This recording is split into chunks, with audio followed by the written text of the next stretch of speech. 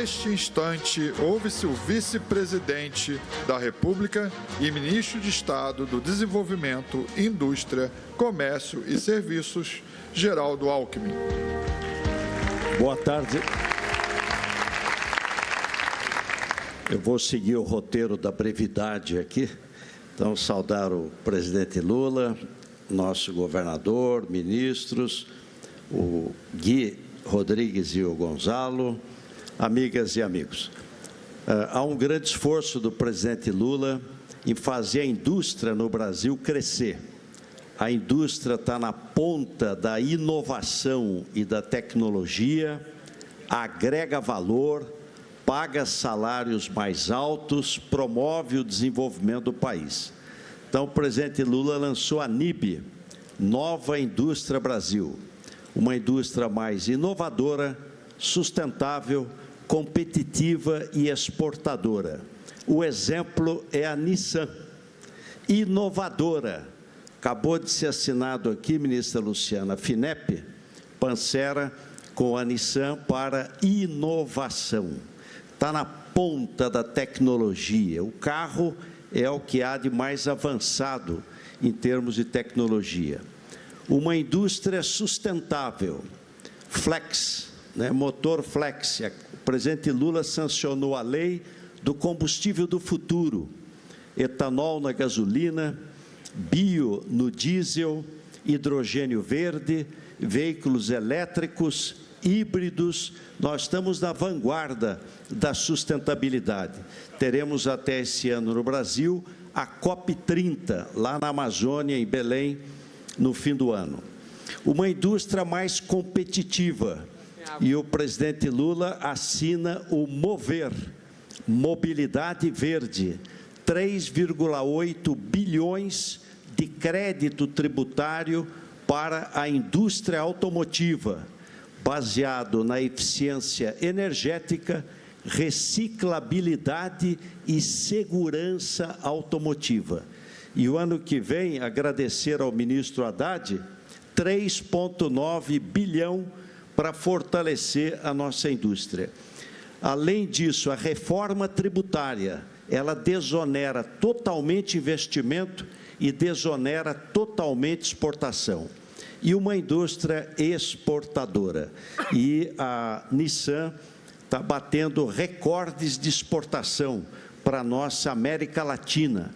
Aliás, o presidente Lula esteve no Japão, agora, semanas atrás, e está ampliando os acordos do Mercosul com a União Europeia, e entrou mais um país no Mercosul, que é Singapura. E a indústria automotiva trazendo boas notícias. A indústria automotiva no mundo cresceu ano passado 2%. No Brasil, ela cresceu 9,7%. 9,7%. E a Nissan, o ano passado, 21%. A fabricação. Aliás, essa fábrica não é só de veículos, é veículos e motores. Ela fabricou mais de 700 mil motores aqui em Resende, saudando aqui o nosso prefeito. E, de outro lado, a venda de veículos cresceu, estão aqui as concessionárias, 14,1% a venda de veículos, um recorde quase no mundo. E aí vem agradecer aos parlamentares a lei do marco de garantia, porque ela tornou o crédito mais acessível e o juros mais baixos, o spread menor. Resultado, o Brasil vendeu 14,1% a mais de veículos e ganho de renda da população. Não tem país que cresça sem emprego e massa salarial. E isso o presidente Lula tem trabalhado permanentemente. E nós tivemos um bom crescimento do PIB, da massa salarial, menor desemprego e avanço para melhorar a vida da nossa população. Eu imagino, presidente, a sua alegria. O senhor é um homem de chão de fábrica. Estudou também, Thaís, no Senai e se tornou líder dos trabalhadores e o único presidente 3 vezes eleito presidente da República. Só a democracia permite isso. E com estabilidade, previsibilidade, o Brasil vai crescer ainda mais. Parabéns, presidente Lula. Parabéns, Nissan.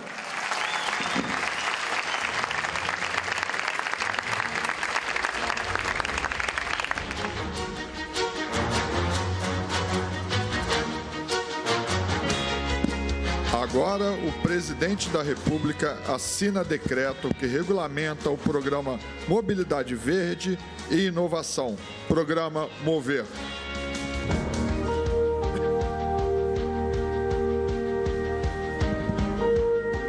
O decreto visa a regulamentar requisitos para comercialização e importação de veículos no programa Mobilidade Verde e Inovação, programa MOVER, instituído pela Lei nº 14.902, de 27 de junho de 2024. O programa MOVER estatui requisitos obrigatórios para comercialização e para importação de veículos novos no país, quais sejam metas de eficiência energética veicular, metas de reciclabilidade veicular, programa de rotulagem veicular, níveis de desempenho estrutural e tecnologias assistivas à direção e registro de inventário de carbono dos veículos comercializados e pegada de carbono dos veículos novos.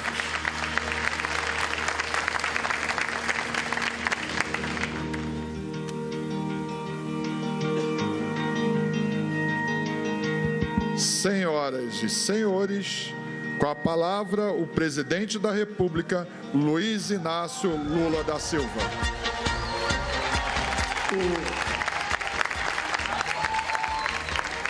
Bem, primeiro, eu acho que nós já falamos demais. Os caras apresentaram um carro aí pensando em vender o carro ainda hoje, e nós começamos a falar, os concessionários vão embora, não vão vender esse carro hoje. Eu espero que vocês comecem a vender esse carro amanhã. Eu primeiro quero agradecer aos meus companheiros do governo, o Alckmin, o Haddad, o Rui, o Marinho, a nossa companheira Luciana, o Prancerra, os nossos deputados federais, o nosso deputado, o ministro Renan, o ex-ministro Márcio, da gente poder usufruir de um dia como o de hoje.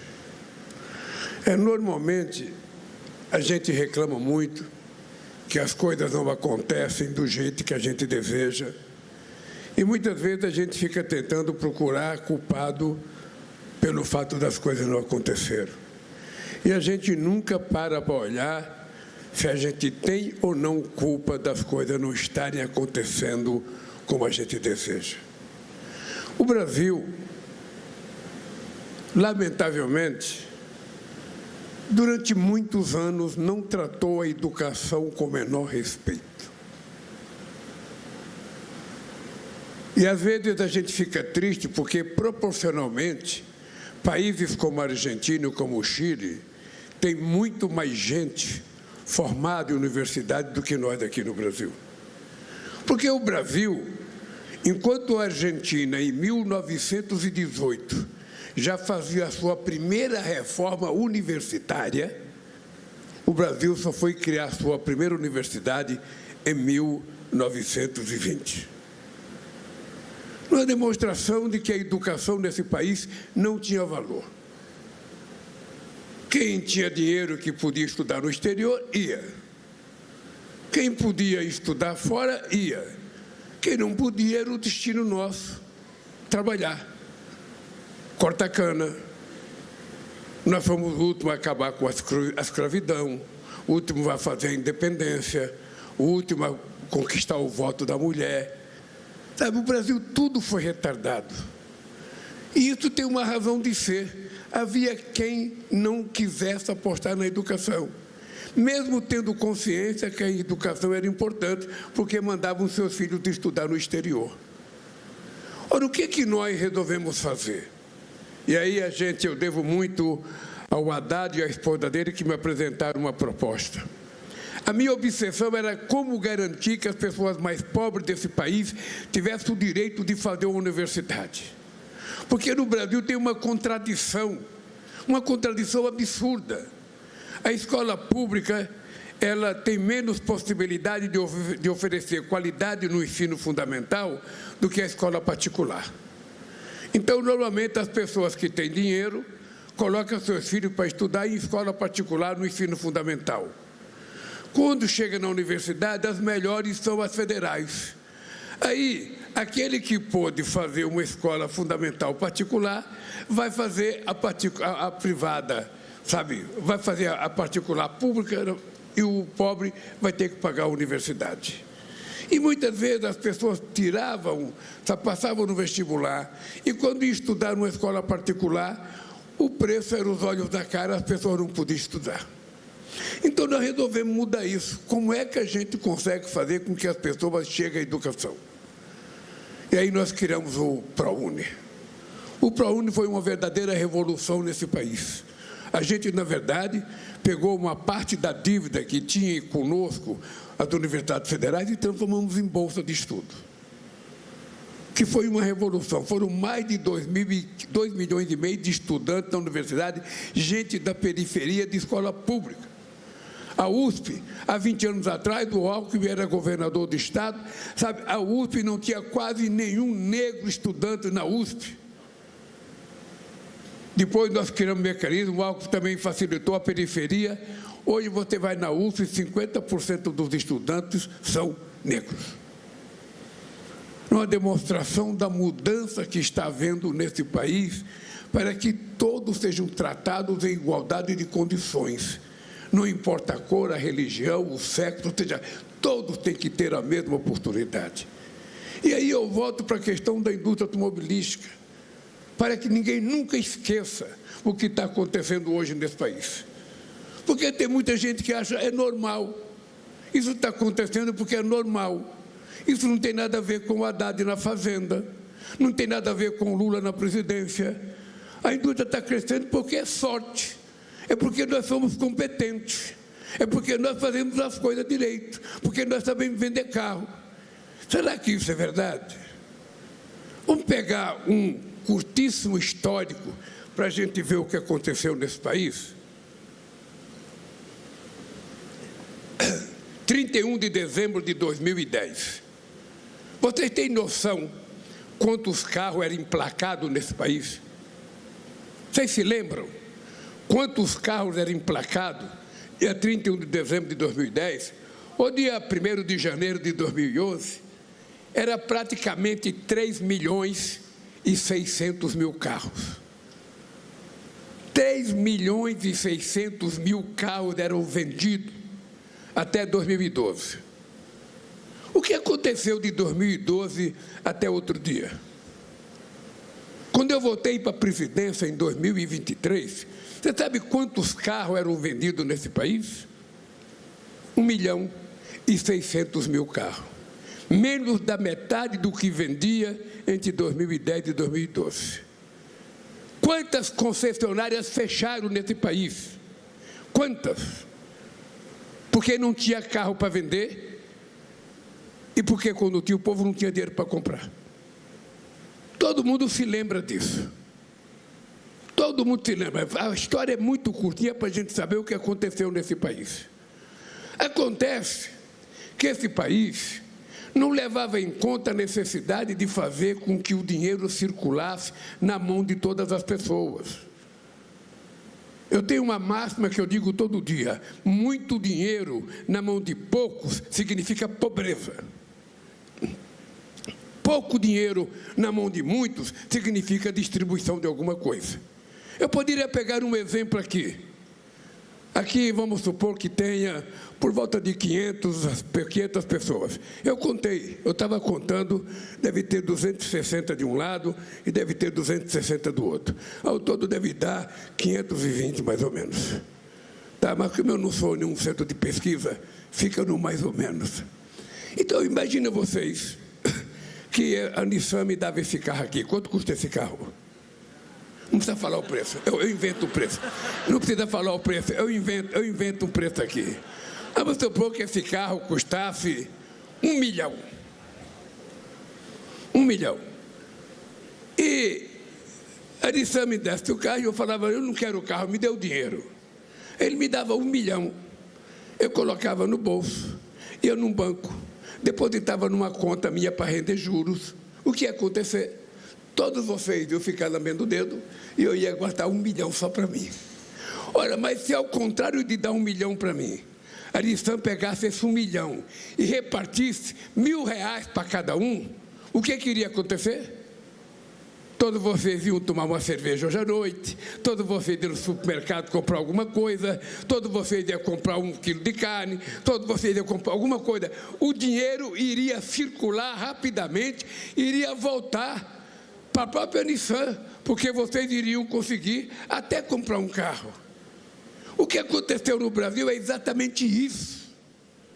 O dinheiro começou a circular, as pessoas começaram a se formar melhor, as pessoas começaram a ganhar um pouco mais, o salário mínimo passou a ser um pouco mais do que a inflação, porque tem gente que na hora que ele vai pagar o salário mínimo, ele acha que o salário mínimo é muito alto.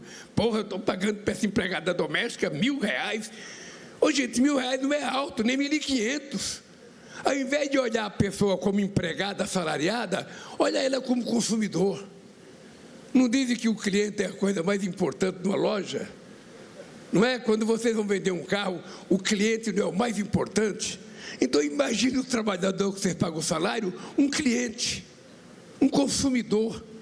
Porque aí a gente fica mais leve para pagar e a gente fica mais perceptivo de receber de volta esse dinheiro com as pessoas consumindo. É esse o milagre que está acontecendo no Brasil. Primeiro, seriedade, estabilidade econômica. Segundo, estabilidade política. Terceiro, estabilidade jurídica. Quarto, estabilidade social. E quinto, previsibilidade.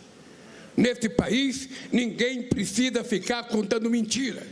Nesse país, ninguém precisa ficar fazendo fake news. Nesse país, ninguém precisa ficar ofendendo as pessoas, desmoralizando as instituições, agredindo os outros. Esse país é para seguir o exemplo dos trabalhadores da Nissan. Ser respeitoso não é mérito, é obrigação nossa respeitar o próximo, tratar com carinho o próximo, estender a mão para quem necessita. É isso que eu vi que vocês aprenderam aqui na Nissan. Educação. Educação. Eu fui no Japão agora, dei até um abraço no imperador. Disse que não podia tocar no imperador, eu dei logo um abraço nele, que é para ele saber como é que brasileiro age. Então eu fui, sabe, é o seguinte, é uma educação um pouco refinada que nós precisamos aprender para a gente poder viver democraticamente de forma civilizada. Não é possível que esse país, que era o país mais querido do mundo, esse país era o país mais alegre do mundo, de repente foi tomado pelo ódio. De repente o pai não quer conversar com o filho porque o filho pensa diferente dele. De repente a mulher não quer conversar com o marido porque ele pensa diferente dela. De repente o pai quer brigar com o afilhado. Onde é que já se viu uma sociedade como a nossa, amorosa, trabalhadora, alegre, que tem samba, que tem futebol, que tem um monte de coisa, ser tomada pelo ódio, ser tomada pelo desrespeito? Por isso eu fiquei feliz com o tratamento que vocês prepararam para nós aí. Eu vou até reivindicar para vocês ganhar hora extra pelo carinho que vocês me trataram aí, um pouco mais. Então, gente, eu estou dizendo isso para a gente saber que as coisas não acontecem, sabe, de forma gratuita. O que está acontecendo no Brasil não é sorte. Vocês estão lembrados no outro mandato meu, de 2003 a 2010, quando a economia chegou a crescer 7,5%? Está crescendo porque o Lula tem sorte. Quisera Deus que esse país só tivesse presidente que tivesse sorte. Quem sabe a gente estaria no G7, no G5, no G4, que já para a gente fosse mais importante. Nós cansamos de ser tratado como país pobre. Em país pequeno, eu fico feliz quando vocês percebem com muita nitidez a qualificação, a competência do trabalhador brasileiro. Ele não deve nada a nenhum trabalhador do mundo, nem a russo, nem a chinês, nem a japonês, nem a americano. O que falta para o povo brasileiro era a oportunidade que vocês estão tendo de ter um trabalho decente, de ter uma boa formação. Tem gente que não gosta que eu falo isso, mas é uma vergonha para a elite brasileira.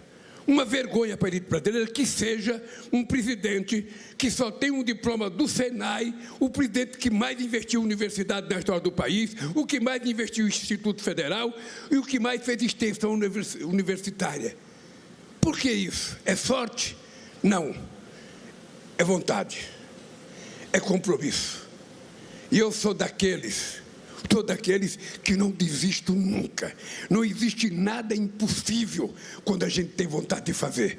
E eu voltei à presidência da República para provar que esse país não pode ser um país eternamente pobre, eternamente vivendo de Bolsa Família. Não, nós precisamos fazer as pessoas se formarem adequadamente, aprender uma profissão, para as pessoas poderem constituir família, terem prosperidade e viver bem num padrão de classe média. É isso que nós desejamos. Eu quero que todo mundo possa comprar um carro desse. Mas enquanto não puder, compre o mais baratinho, que vai ajudar outra indústria que produz o carro mais baratinho. Mas, obviamente, que quanto mais classe média vocês criarem, mais gente vai comprar esse carro chique aqui, que quem sabe um dia eu até vou comprar um, vou botar a mão nele aqui, para mostrar o meu desejo de ter esse carro. Então, gente, é isso. Thaís, vem aqui um pouquinho, Thaís. Vem cá.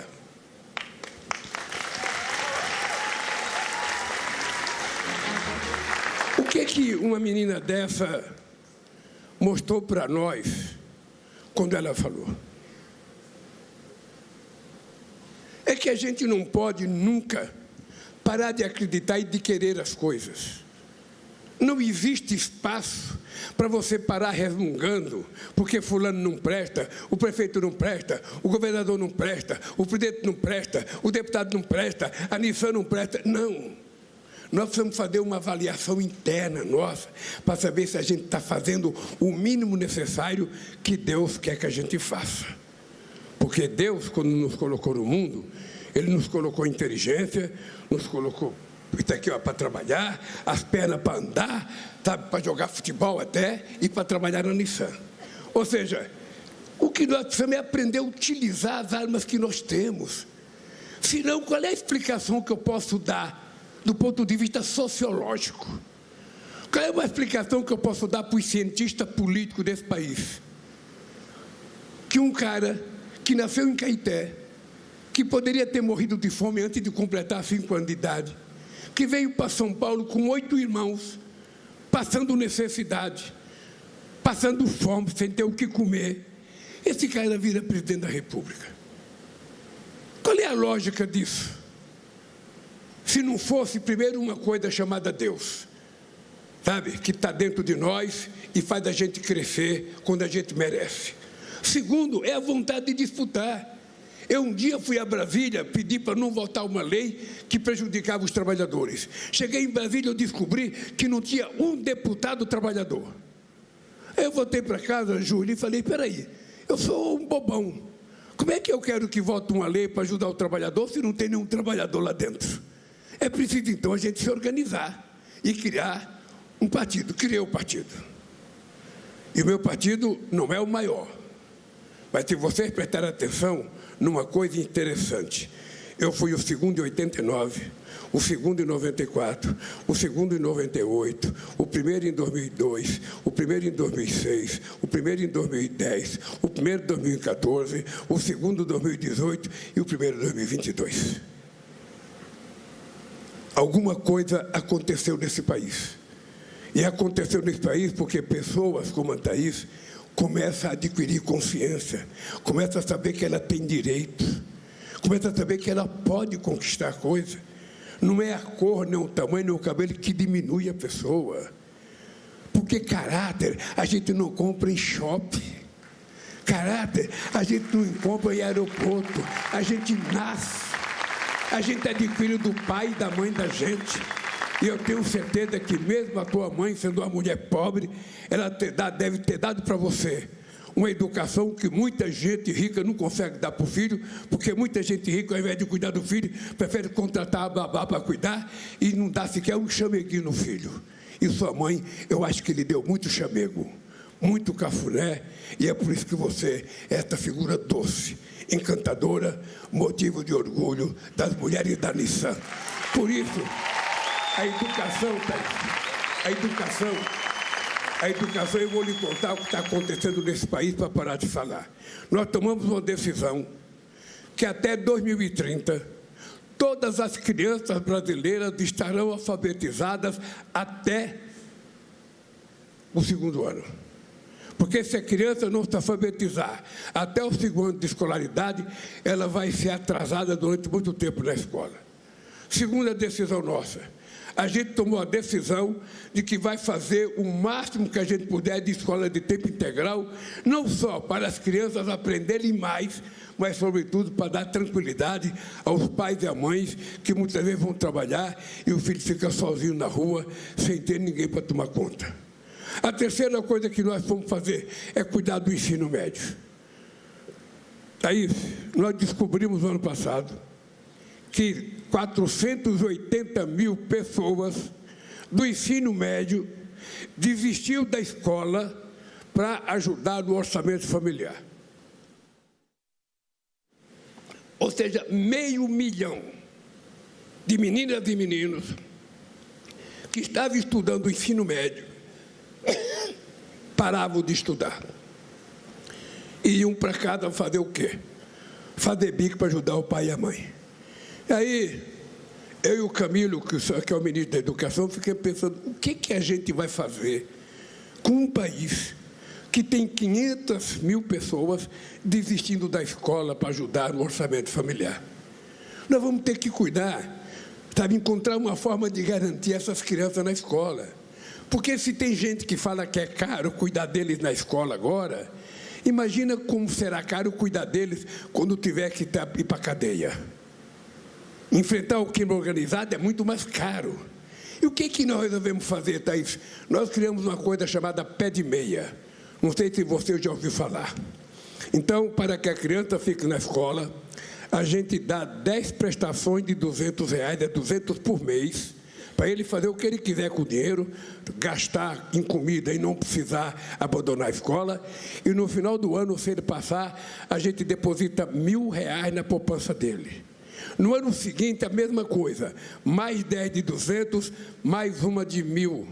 Quando chegar no final do ciclo, ele tem R$9.000 se ele guardou o dinheiro. E ele pode começar a vida dele com muita tranquilidade, sem desistir da escola. A coisa mais impressionante que nós descobrimos é que meninos e meninas que já tinham desistido da escola voltaram a estudar por conta do pé de meia. Parece muito, não é muito. Gastar 6 bilhões com 4 milhões de jovens, a gente está apostando em salvar esse país. Porque se esse país tivesse investido na educação, quando todo mundo investiu, nos anos 50 ou nos anos 60, a gente não teria a quantidade de analfabetos que nós temos hoje. 60 e poucos % das pessoas não têm mais que o ensino fundamental. E aí a gente perde competitividade, a gente perde capacidade produtiva, a gente perde um avanço tecnológico. Então, investir em educação, Thaís, não é mais do que obrigação. Não haverá outra saída para o Brasil se a gente não investir em educação, educação, educação. E vocês têm que estudar, estudar, estudar, porque senão esse país não vai dar o salto de qualidade que o país precisa. E essa é a minha função. E sabe por que eu penso assim? Porque eu não tive diploma universitário. E como eu não tive diploma universitário, eu quero que todo filho de trabalhador, todo filho de pessoa pobre, todo filho de empregada doméstica possa disputar uma vaga na universidade com o filho do patrão dela. Não é aniquilar a pessoa por preconceito, é pobre não estuda, não, é por qualidade.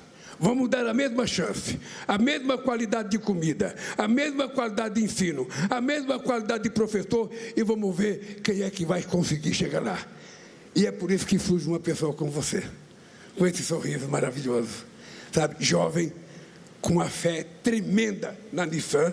Vocês tomem cuidado dela, porque ela está com uma fé muito grande. Se vocês soubessem o que as pessoas falaram para mim, eu perguntava para todo mundo, sabe, você gosta da Nissan? É maravilhosa. Você está bem aqui? Maravilhoso. É o melhor emprego que eu tenho. Então, cuide, porque Porque fazer carro bom é bonito. Agora, cuidar das pessoas é mais bonito ainda. Por isso, gente, meus parabéns à direção da Nissan. Meus parabéns pelo lançamento do carro.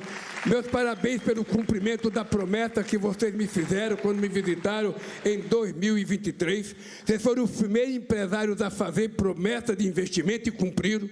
Depois de vocês, o ano passado, nós recebemos as empresas todas para fazer investimento de 139 bilhões de reais. Mas vocês foram a primeira. E vocês provaram que tem palavra, porque estão mostrando o fruto do investimento de vocês. Parabéns, parabéns aos concessionários, parabéns aos trabalhadores, parabéns às mulheres da Nissan, que merecem um aplauso especial. Um beijo no coração de todos vocês. Um abraço.